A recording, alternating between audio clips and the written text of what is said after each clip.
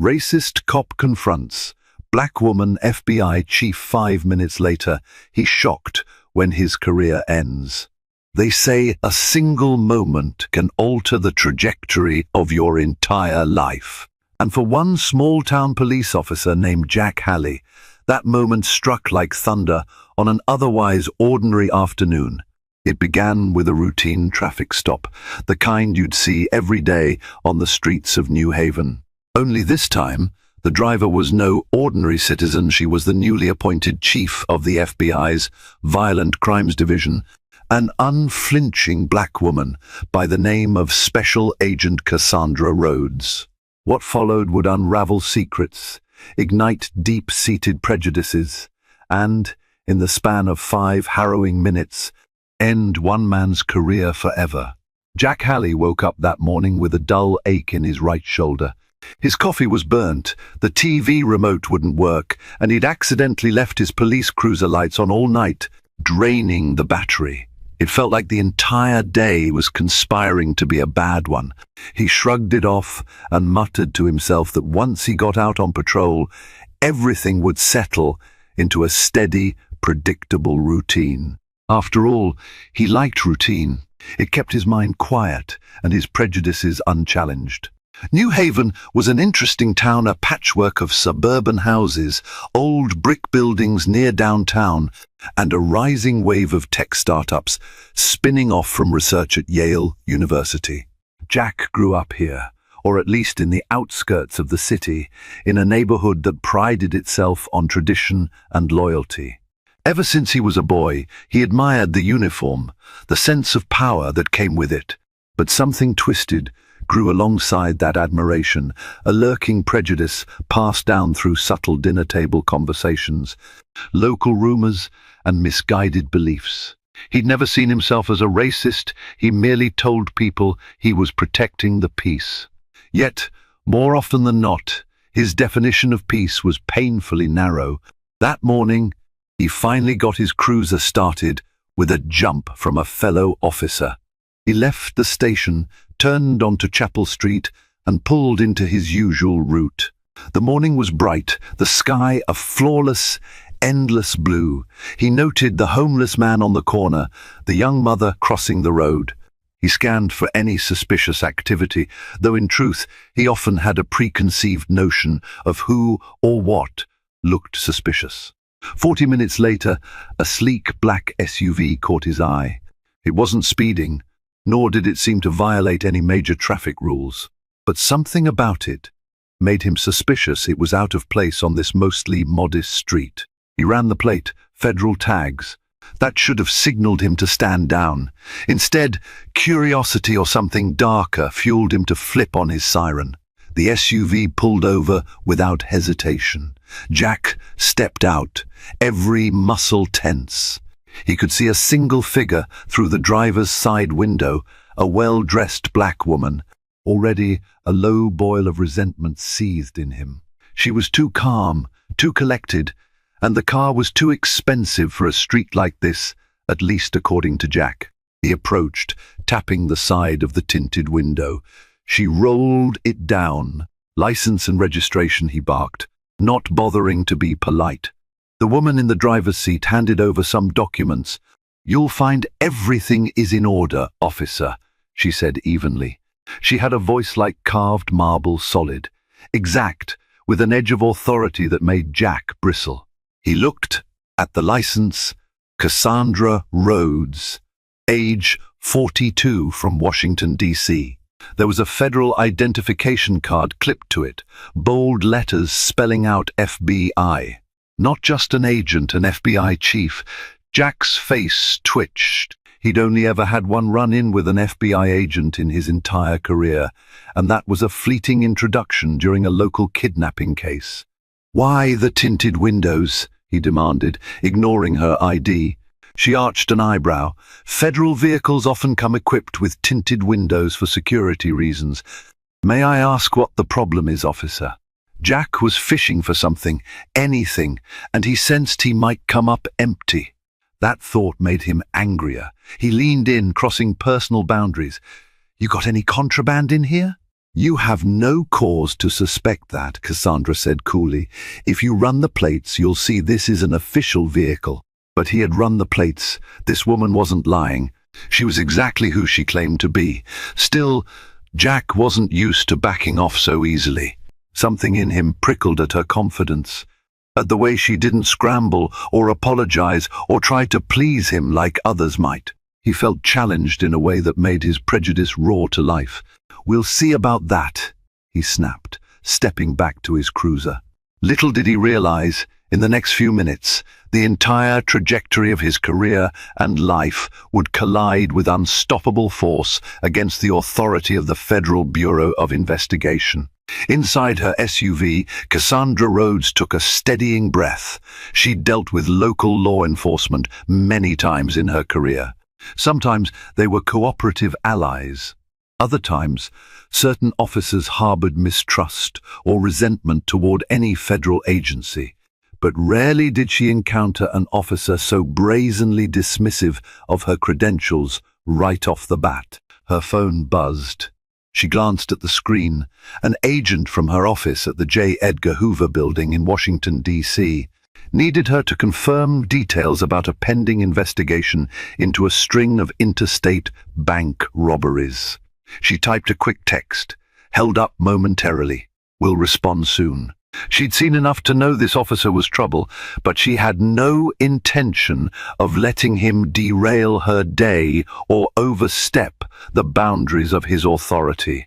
If anything, her presence here was official. She was on her way to meet the local FBI field office in New Haven regarding a multi-state narcotics ring.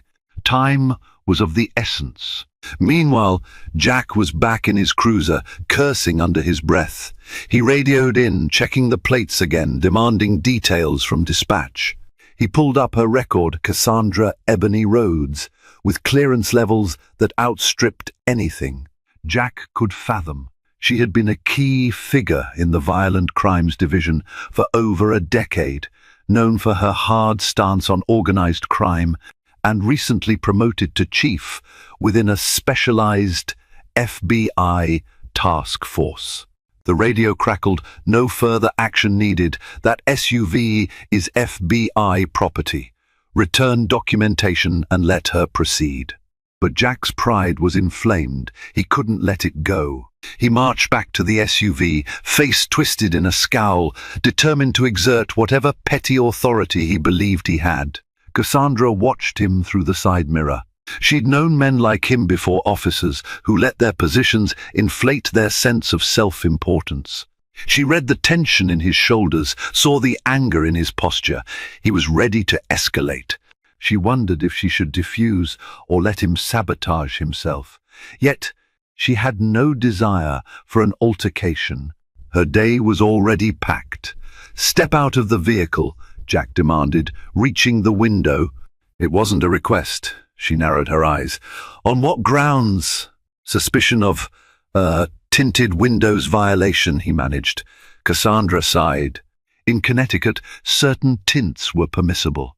Federal vehicles often exceeded local limitations, but generally with special permission or classified mandates. Technically, local law enforcement had the right to verify. However, the way Jack demanded it dripped with intimidation, not legitimate procedure. "Officer," she said patiently, "I'm an FBI special agent in charge. I have clearance and authority to carry a weapon, to use tinted windows, and to coordinate directly with local offices. I'm here on official business. I can provide you with direct contact to my superiors if you need additional confirmation." Jack stared at her, as if her words were wind. The more she spoke, the more he felt overshadowed by a black woman outranking him on every level. He hated it. He clenched his jaw. "Don't lecture me, Miss FBI. Out of the vehicle. Now."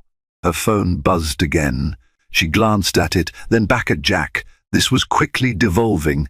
With measured movement, she opened the door, stepping out into the sunlight. She was poised, wearing a tailored navy blue pantsuit. She stood a few inches taller than Jack in her low heels, and that only stirred his insecurities further. He grabbed her arm, twisting it behind her back to cuff her. Cassandra's training kicked in. She pivoted, easily slipping out of his grip.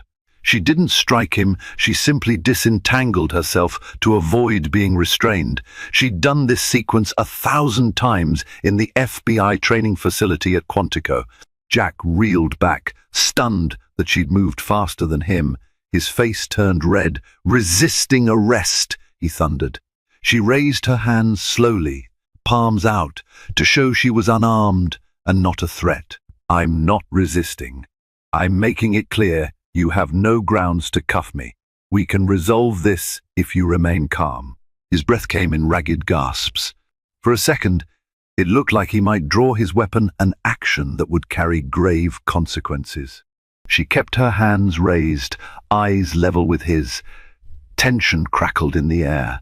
Then, as if by divine intervention, another cruiser pulled up behind them. A local detective, Detective Victor Alvarez, stepped out and quickly assessed the situation. He recognized Cassandra Rhodes, or at least recognized the official insignia on her SUV. He'd been informed by the local FBI liaison that a high-ranking special agent would be arriving in town today. Alvarez's face went pale. He approached swiftly. "Officer Halley, stand down." Jack shot him a withering look. "This is my stop. I'll handle it," I said. "Stand down." "You're making a mistake," Alvarez insisted, placing a firm hand on Jack's shoulder. Then he turned to Cassandra with a respectful nod. "Agent Rhodes, correct?" She inclined her head. "Chief Rhodes, actually, newly promoted. I'm not here to cause trouble, Detective." Alvarez turned to Jack. "Let her go. We've already been told by the feds to cooperate with her." "She's here on official business." Jack's jaw worked, but his pride wouldn't let him yield gracefully. Finally, with a sneer, he shoved Cassandra's ID back at her. "Take it and go," he spat. Alvarez sighed, relieved the situation didn't escalate further. But none of them knew that this was just the beginning. Cassandra had encountered racially charged hostility from fellow law enforcement before, but Jack's brazen disrespect lodged like a thorn in her side. It wasn't simply personal, it was about the systemic attitudes that jeopardized real police work. And as for Jack, the resentment pulsed in his veins, fueling a dark vow that he wouldn't let her or anyone like her walk away unchallenged again. Later that afternoon, Cassandra sat in a conference room at the local FBI field office in downtown New Haven. She'd brushed off the confrontation as best she could. Still, she couldn't shake the uneasy feeling that Jack Halley's hostility was not a singular incident. She had grown adept at reading signs, signals of bigger issues that lurked beneath the surface of a department or town. She spread out a case file on the table.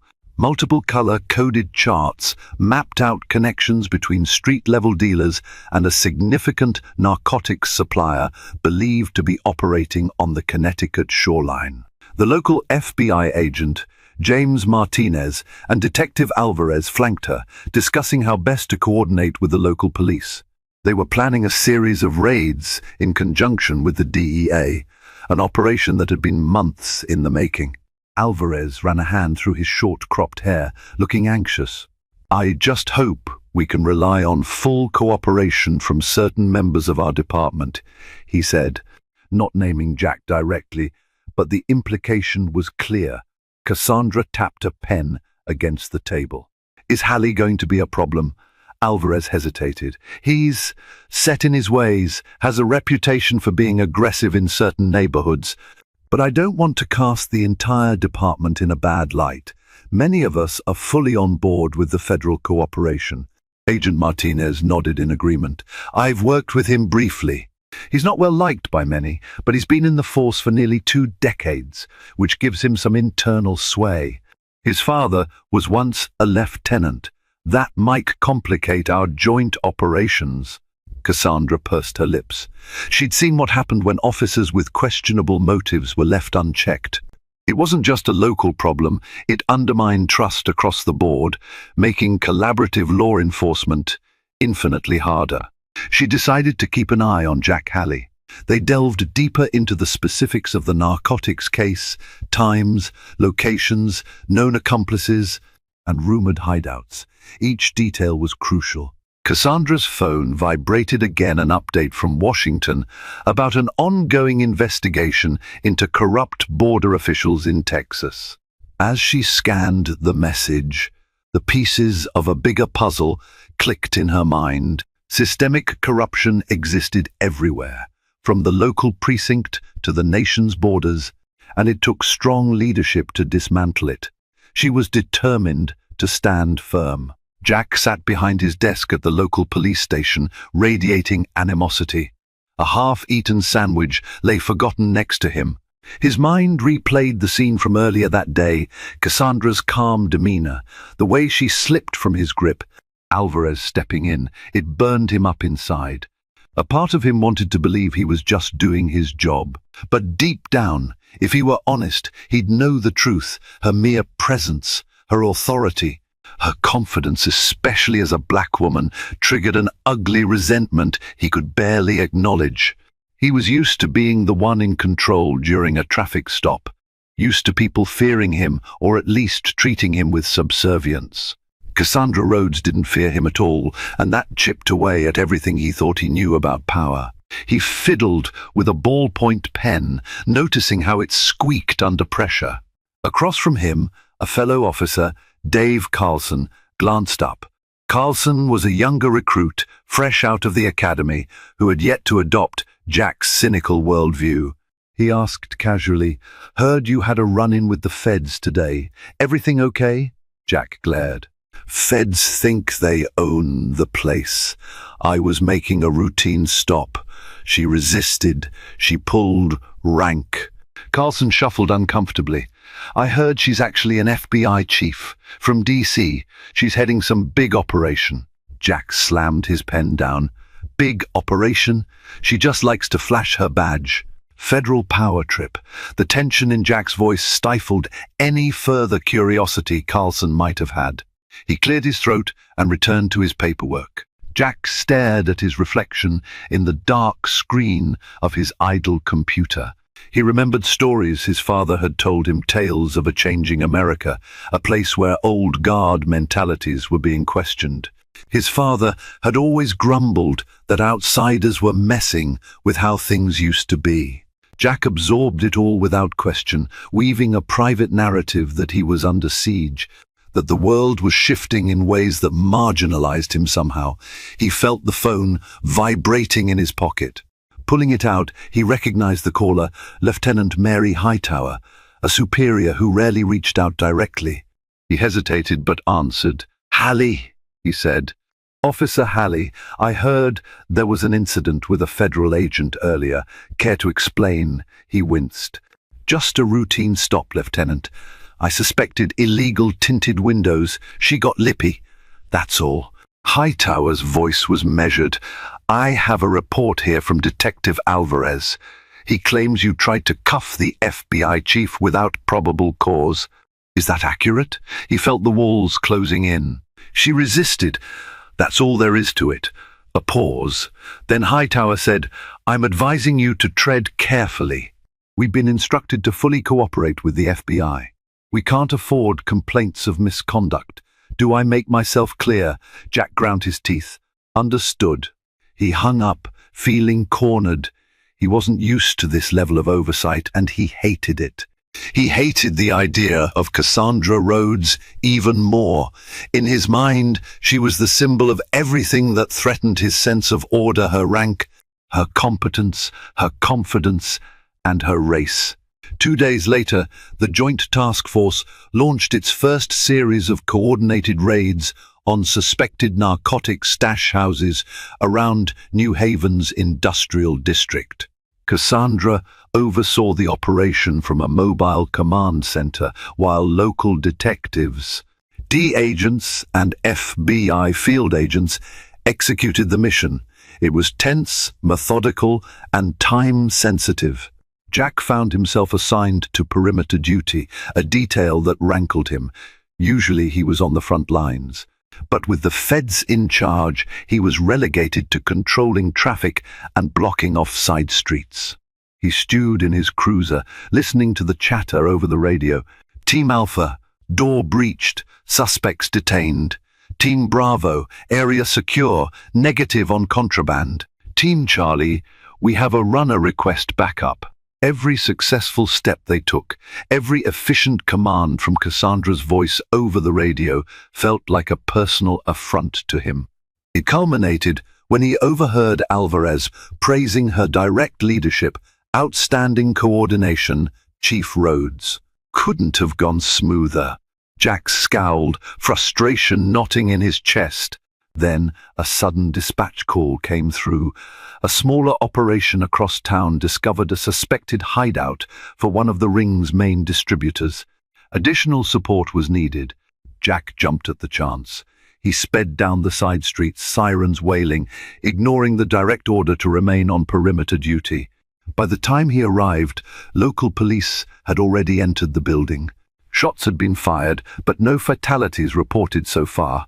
Jack charged in, adrenaline surging, determined to prove himself or, at the very least, overshadow Cassandra's accomplishments. Inside the dimly lit warehouse, Jack found two suspects pinned behind a row of crates. Officers crouched behind columns. Gunfire echoed against the concrete walls. Jack took cover, exchanging terse glances with the officers. He demanded, "Situation." One officer shouted over the gunfire, "They're armed. We think it's about to escalate. There's a hostage inside." Without waiting for backup, Jack pressed forward. He claimed he was an excellent shot, and he had been in a few shootouts before. But this time, his recklessness overshadowed his skill. He tried to move behind a shipping container, hoping to flank the suspects. In his haste, he slipped on a slick patch of spilled oil. He went down hard, sliding out into the open. Gunshots immediately zeroed in on him. He scrambled, heart pounding. Another shot rang out from behind the crates, and a bullet grazed Jack's shoulder. He yelled in pain, adrenaline spiking to near panic levels. Before the assailant could fire again, a voice boomed, "FBI, drop your weapon." Shots rang out, and the suspect's gun skittered across the floor. Backup had arrived. A team of federal agents, led by Cassandra Rhodes, swarmed the area, quickly disarming the suspects and freeing the panicked hostage. Jack lay on the ground, cursing under his breath. Cassandra strode over, weapon still drawn, eyes scanning for any secondary threat. Once she confirmed the area was secure, she kneeled beside Jack. "Officer Halley, you're injured," she said, voice taut with concern despite everything. His pride flared. "I'm fine," he spat. Her gaze flicked to the blossoming crimson on his shoulder. She signaled for the paramedics. "This is going to need medical attention. Don't move." He wanted to push her away, to stand and prove he wasn't beaten, but sharp pain lanced through his arm. Two paramedics arrived, carefully lifting him onto a gurney. Cassandra stepped back, letting them do their job. Jack stared at her, confusion mingling with hatred. She just saved him from a far worse outcome, possibly even saved his life. Part of him felt indebted. The rest of him loathed that feeling, loathed her for doing what he believed. He, as a man, a white officer, should have done himself. The paramedics wheeled him out. Cassandra stood in the flickering fluorescent light, expression unreadable. She radioed in the successful apprehension of the suspects. Another victory for the Joint Task Force. 2 days in the hospital gave Jack ample time to stew. The bullet had only grazed him, but the wound was deep enough to require stitches and forced rest. He lay in bed, the smell of disinfectant swirling in his nostrils. A steady drip from the fourth and the beep of the heart monitor counted the passing hours. He replayed the warehouse incident in his mind, the humiliation of slipping, the sting of the bullet, and the fact that Cassandra Rhodes had effectively saved him. The doctors told him if she and her team hadn't intervened at that exact moment, the suspect might have landed a direct shot. Instead of gratitude, bitterness consumed him. He watched local news coverage from his bed. They praised the FBI's successful takedowns, highlighting Cassandra's leadership and the cooperation with local forces. Jack clenched his jaw so hard it ached. There was brief mention of an injured officer, no name given, just a footnote. That stung even more. He was overshadowed and irrelevant. His father, a frail man with a gravelly voice, visited that afternoon.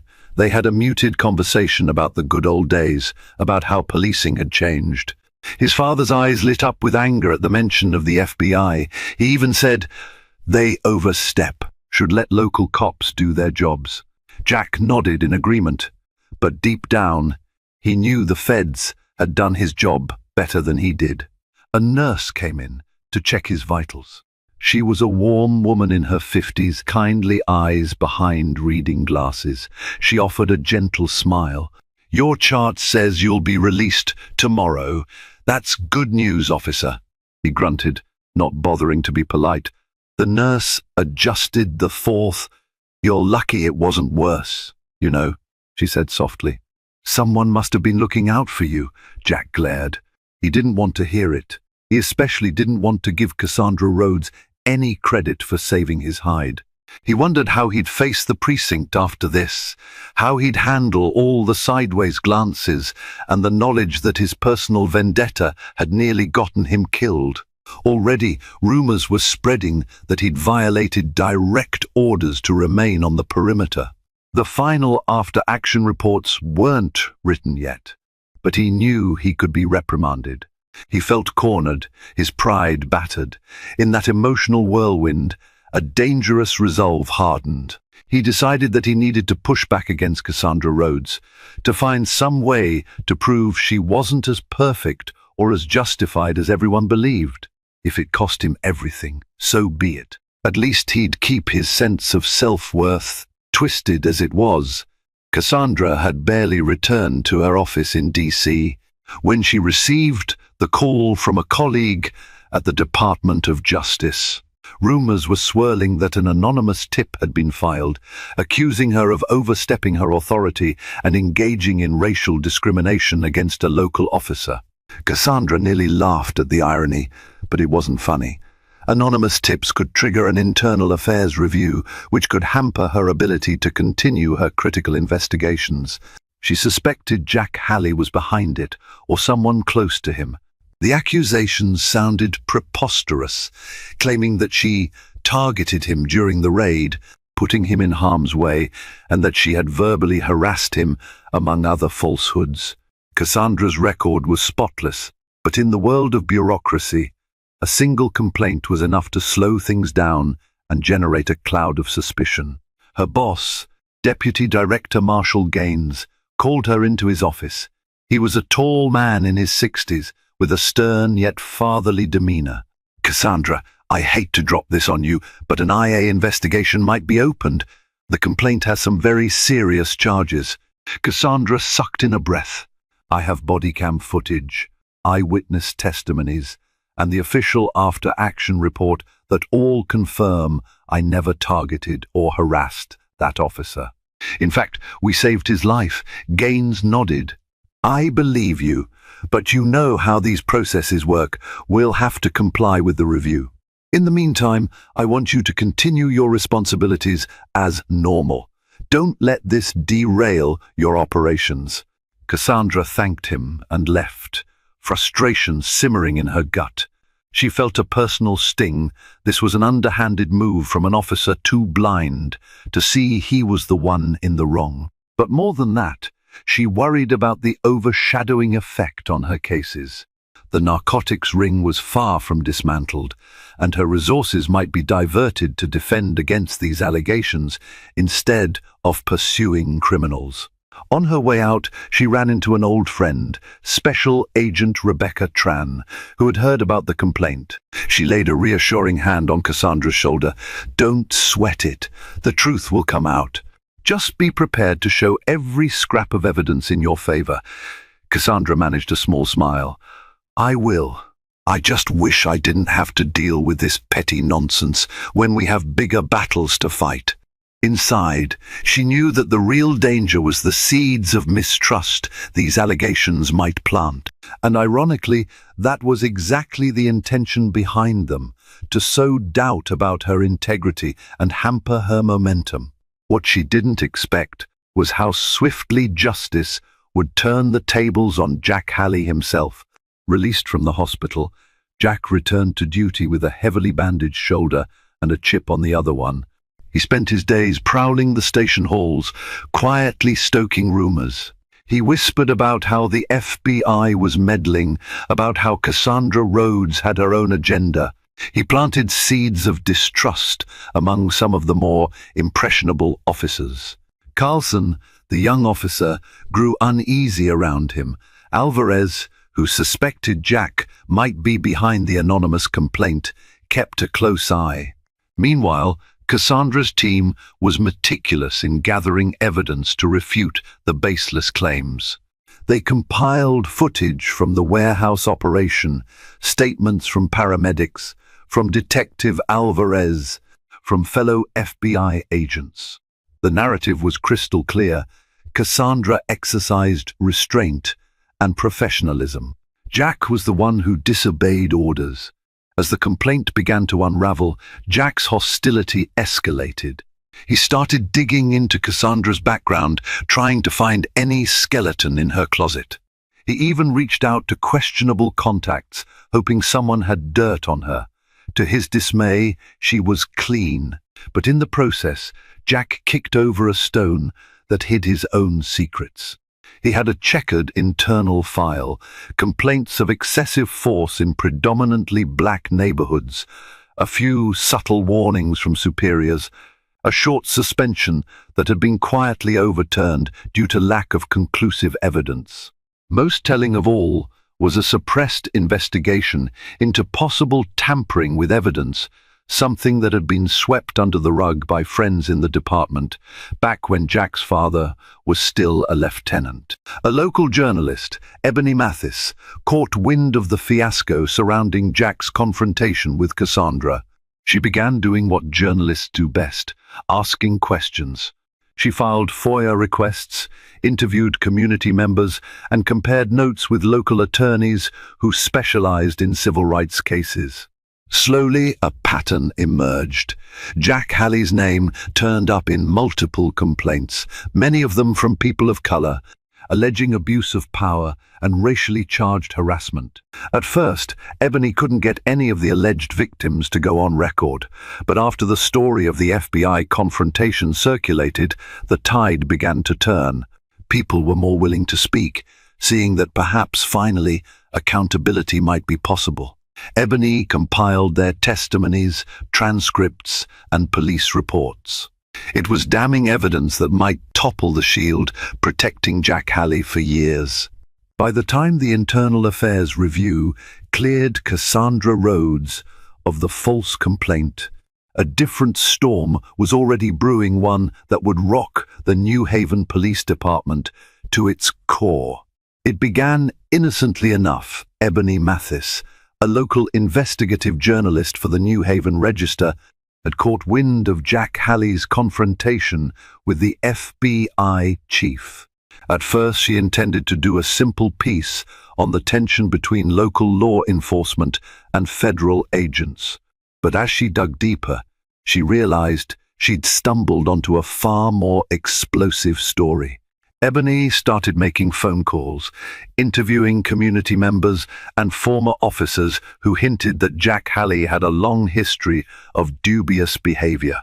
Although many were initially reluctant to speak on the record, fearing backlash or doubting anyone would listen, Ebony's persistence chipped away at their hesitation. She combed through old police blotters and internal documents, some acquired through Freedom of Information Act FOIA requests. Over time, a mosaic of complaints emerged, each case revealing a pattern of excessive force, racially charged comments, and suspicious lost footage from body cams. The final catalyst came when Ebony tracked down an ex-officer who had resigned under murky circumstances. This individual confessed to her that Jack Haley often manipulated police reports to justify his aggressive tactics. The ex-officer admitted he had once witnessed Jack rough up a teenage suspect, only to watch his partner lose the body cam footage. Similar stories began surfacing, echoing the same horrifying pattern of intimidation and cover-ups. With each testimony, Ebony's sense of outrage grew, driving her to keep investigating until she had enough evidence to break the story wide open. The day Ebony's article went live, it hit New Haven like a thunderclap. The New Haven Register featured a banner headline, "Officer Under Fire, a History of Allegations and Abuse." Beneath it, a bold subheading read, "New Evidence Emerges Against Veteran Cop Jack Halley." The piece detailed how numerous complaints against Jack had been dismissed over the years due to lack of evidence, despite multiple eyewitnesses claiming otherwise. It highlighted the stories of 3 civilians who had come forward, one of them a former youth counselor, another a grocery store cashier, and another a construction worker, each describing chilling encounters with Jack that ranged from verbal harassment to physical intimidation. Jack was at home when the article dropped, flipping irritably through TV channels. His phone began buzzing incessantly, calls, text messages, and voicemails. Some were from local reporters seeking his side of the story, others from curious colleagues. He let them all go unanswered. A hollow pit formed in his stomach. He had been so consumed with trying to destroy Cassandra Rhodes that he never imagined he might be exposed himself. At the station, the atmosphere curdled with tension. Officers crowded around a copy of the paper in the break room, whispering in hushed tones. A few shot anxious looks at Jack's empty desk, while others openly speculated about the validity of Ebony's findings. Dave Carlson, the young officer, reread the article multiple times, unsettled by what he saw, the names of complainants, descriptions of bruises and scars, the eerie consistency of the allegations. He remembered Jack's surly attitude, the racial overtones in his snide remarks, and suddenly the story felt uncomfortably real. Detective Victor Alvarez cornered Jack the moment he returned to the station later that day. "This is bigger than you," Alvarez warned, voice low but forceful. "You've opened a can of worms you can't close. You're not going to talk your way out of this." Jack sneered, trying to mask his fear. "This journalist is on a witch hunt," he spat. "I'm not going down without a fight." He demanded the department release a statement condemning the press, but his superiors refused. They were already scrambling to handle the fallout. The police chief, under pressure from City Hall and community leaders, announced a formal review of Jack's record. The mayor hinted at a possible independent audit of the entire department, fueling speculation that other long-buried scandals might surface. Desperate and furious, Jack contacted Ebony Mathis directly. He phoned her office, threatening legal action if she didn't print a retraction. Ebony, who had expected such a call, calmly responded that she had ample documentation and multiple eyewitness testimonies to back her claims. When Jack resorted to name-calling, she simply hung up. He tried emailing her editors, but they stood by Ebony's work. If anything, his belligerent behavior only confirmed their suspicion that she might be onto something even bigger. Every day, more people came forward. Some described harrowing stories that left the public reeling. A single mother tearfully explained how Jack had pulled her over late one night, demanding she step out of her car at gunpoint without any apparent reason. A local shop owner recounted Jack's frequent visits, during which he hurled thinly veiled threats under the guise of enforcing minor infractions. In each case, the old paper trail existed or had once existed, but the complaints had vanished from the official record, often reappearing only as vague line entries or redacted notes. Cassandra Rhodes, safely back in her office after concluding the final narcotics raids, received updates from Alvarez and her own legal team. With the IA review confirming her innocence, she stayed above the fray, preferring to focus on the success of the multi-state operation she had spearheaded. She had no time for a personal vendetta, and indeed, she felt a quiet relief watching the department finally address Jack's harmful actions. If his downfall brought any sort of justice to those he had wronged, she considered that a positive outcome. Eventually, the hammer fell. One morning, Jack arrived at the station, exhausted from endless calls and sleepless nights, to find a sealed envelope on his desk. Inside was a formal letter of suspension. Effectively, he was stripped of his badge and gun until further notice. He stormed into the chief's office, demanding an explanation. The chief's expression was grim. "Officer Halley, there's too much evidence mounting against you. We have no choice but to suspend you pending the outcome of an internal affairs investigation. If the allegations are proven, you'll be terminated and possibly prosecuted." Jack felt a rush of hot rage course through his body. He banged a fist on the desk, ranting about loyalty and betrayal. But the chief's decision was final, and so was the city's stance. Too many complaints were stacking up, too many voices demanding accountability. The climate that once allowed Jack to operate with impunity had shifted. The old guard protections no longer shielded him. Defeated, Jack retreated to clear out his locker. He passed by officers staring at him with fear, contempt, or a cold kind of pity. Dave Carlson, who had once admired him, looked away, unsure how to reconcile the officer he knew with the stories splashed across the front page. As Jack removed his personal items, a framed certificate, a few old photos, a hollow realization sank in.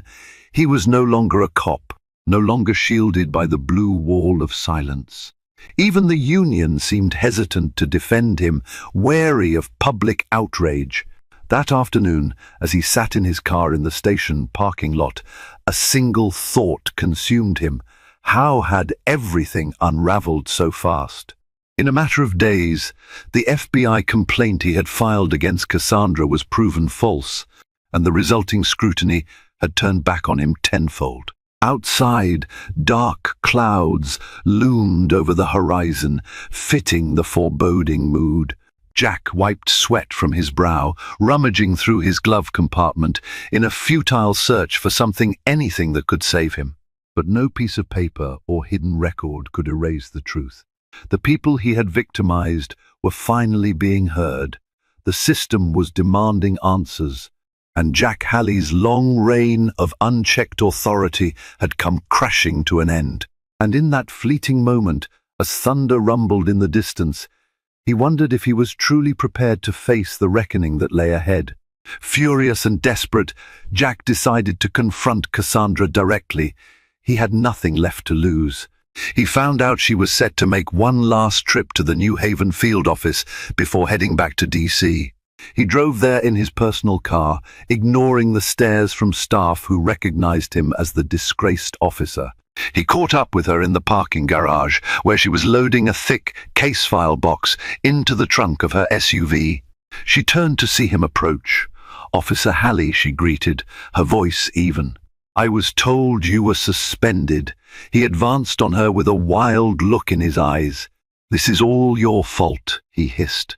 "You think you're so righteous, waltzing in here with your fancy FBI badge, turning my own department against me." She set the box down calmly. "It's not my fault you made a series of poor decisions and got exposed, Halley. The truth was going to come out eventually." He scoffed. "You're the one who escalated everything from the start. If you'd just shown respect," she raised a hand sharply. "Respect? You pulled me over without cause, tried to cuff me. You disobeyed orders in a raid and nearly got yourself killed. And then you filed a false complaint against me, jeopardizing my career and the work of the FBI. Where does respect fit into that?"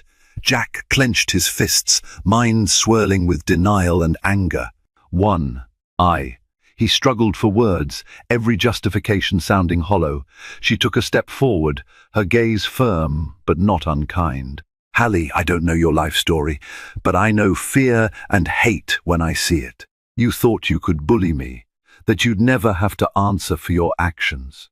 Now the system that protected you for so long can't shield you anymore. He trembled, an impotent rage boiling inside. They've suspended me. They're going to charge me for stuff that was always swept under the rug.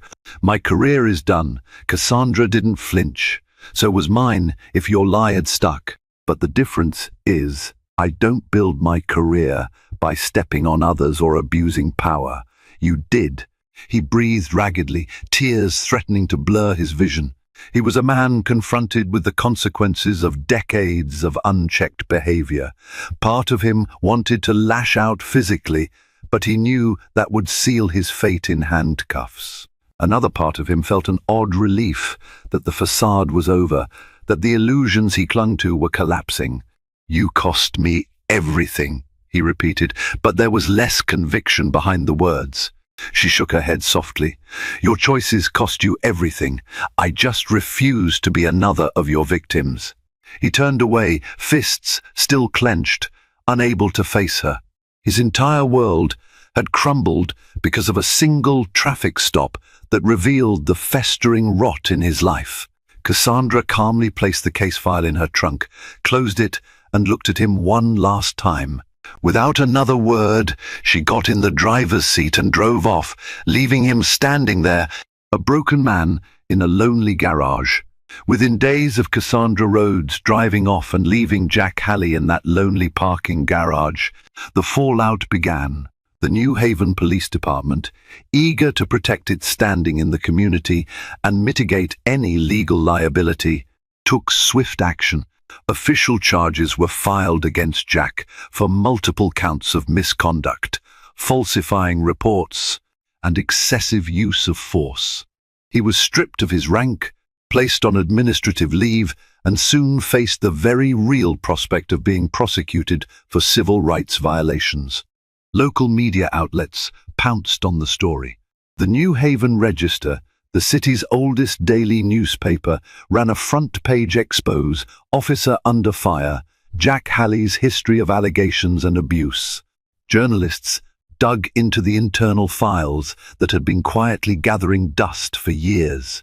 They brought to light patterns of racial profiling, brutality complaints from residents in predominantly black neighborhoods, and consistent charges of harassment. Many of the old complaints had been mysteriously marked inconclusive, but the register revealed witness statements previously ignored by the system that painted an undeniable portrait of excessive force. All eyes turned to the upcoming legal proceedings at the New Haven Superior Court. On the day of his first arraignment hearing, Jack slumped in the back of a squad car, irony at its cruelest. Cameras flashed the moment he was brought inside, but the once confident swagger was gone, replaced by hunched shoulders and haunted eyes. The man who had so forcefully put others in handcuffs now found himself on the wrong side of the law. Outside, protesters carried signs demanding accountability, chanting slogans of "no justice, no peace." Some recognized Jack from his years on the force and hurled accusations of their own experiences. Others were there simply because they believed in standing against abuse of power. Inside the courtroom, the tension was thick enough to taste. Detective Victor Alvarez arrived to give his deposition.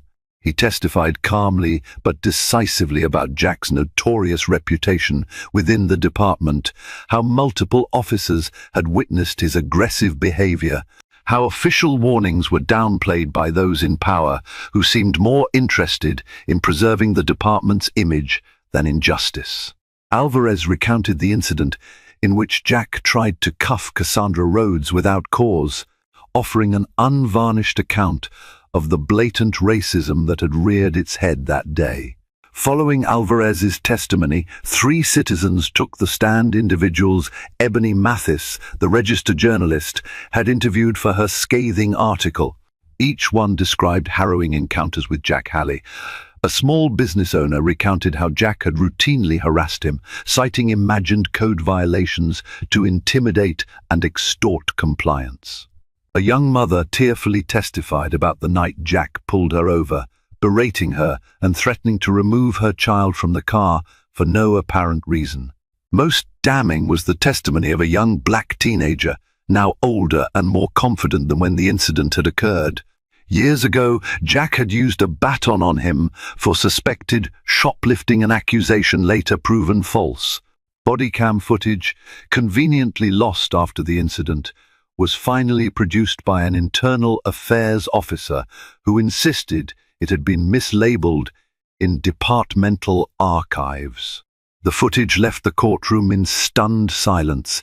Jack's aggression, the slurs muttered under his breath, and the teen's terrified screams were all captured in stark detail. Throughout the proceedings, Jack sat as if carved from stone. Even his court-appointed defense attorney seemed overwhelmed by the avalanche of evidence. The attorney tried to argue that Jack had been under extreme stress, working long hours in high-crime areas, and that departmental policies had been vague. But the judge, a stern woman with decades of experience on the bench, was unconvinced. She reminded everyone in the courtroom that no amount of stress or vague policy could excuse blatant civil rights violations and racially motivated aggression. Back at the station, officers whispered among themselves. Some had once admired Jack's take-charge attitude, but now they felt betrayed. His actions threatened the entire department's credibility. Younger recruits like Dave Carlson were visibly shaken, realizing the man they had once looked up to was everything they were taught not to be. And, as the story spread beyond New Haven, the Connecticut State's Attorney's Office began its own review of Jack's past cases, investigating whether he had wrongfully influenced prosecutions. Meanwhile, Cassandra Rhodes remained in Washington, D.C., wrapping up the final paperwork on the multi-state narcotics operation. She was in constant communication with Detective Alvarez and Agent James Martinez, who kept her informed. She didn't gloat when she heard how swiftly justice had turned against Jack. Instead, she maintained her trademark professional calm. In quiet moments, though, she felt a sense of relief and, admittedly, vindication. She had refused to be cowed by Jack Halley's bullying, and now the system was finally correcting a long-standing injustice. The trial moved forward with remarkable speed, given the public pressure and the clear weight of the evidence. Civil rights attorneys representing several of Jack's victims filed additional lawsuits, demanding both financial compensation and a broader departmental reform. Community leaders called for mandatory bias training, stronger disciplinary measures, and transparent oversight in the New Haven Police Department. The calls for change echoed all the way to City Hall, where the mayor promised an independent audit of police practices and a renewed commitment to restoring public trust. Day by day, Jack's defenses eroded. Toward the end, there was talk of a possible plea deal if he confessed to specific charges. He might receive a reduced sentence. But the deal came with a humiliating condition. He would have to publicly admit that he had used his authority to victimize people of color, confessing on record that his biases had driven his behavior. For a man whose entire identity was once intertwined with the power of the badge, it was a bitter pill indeed. At the final hearing, the courtroom was standing room only. A hush fell as Jack stood to speak. His hands trembled slightly. Gone was the anger and bravado. What replaced it was a broken, hollow man, forced to confront the rubble of his life. He cleared his throat, and in a voice barely above a whisper, he said, I regret the pain I've caused. I abused my authority. I targeted people based on their race. I didn't follow the rules I swore to uphold. I'm Some people in the gallery wept, not for Jack, but for the victims who had endured his reign unchecked for so long. Others felt a surge of hope that, perhaps, this was a signal of changing times. The judge thanked the victims for their courage in coming forward and stressed that the city must learn from this case. Then she handed down her sentence, a fine, probation, community service, and the possibility of jail time if any further offences came to light. Jack's career in law enforcement was unequivocally over. His name was tarnished beyond repair. No one from the New Haven Police Department offered him a handshake or a ride home. He was escorted out a side door by a bailiff, avoiding the cameras that swarmed the front steps. As he left, protesters and reporters alike filled the air with shouts and camera flashes. He covered his face, knowing that this was the final moment of his public life as an officer. Karma had indeed arrived in full force, delivering a reckoning that was years overdue. The racist cop who tried to sabotage a newly appointed black woman FBI chief had instead become the architect of his own downfall. And as the dust settled, Cassandra Rhodes remained steadfast in her commitment to justice, moving on to her next high-stakes assignment with the lessons of New Haven forever etched into her resolve. And there you have it, a dramatic tale of power, abused, integrity tested, and justice delivered. Officer Jack Halley thought he could bully a high-ranking FBI chief simply because he wore a badge and carried a grudge. Instead, his own secrets came to light, leading to the downfall of his career and his public reputation. Meanwhile, Special Agent Cassandra Rhodes emerged stronger than ever, reminding us all that resilience, truth, and unwavering professionalism will always outlast prejudice. If you found this story compelling, or if it stirred any emotions you didn't expect, go ahead and hit that like button. Share this video with your friends who love a good real-life drama, and don't forget to subscribe to our channel for more stories of karma, courage, and comeuppance. Your support helps us continue bringing you the bold narratives that hold a mirror up to society and show us our true selves. Thank you for watching.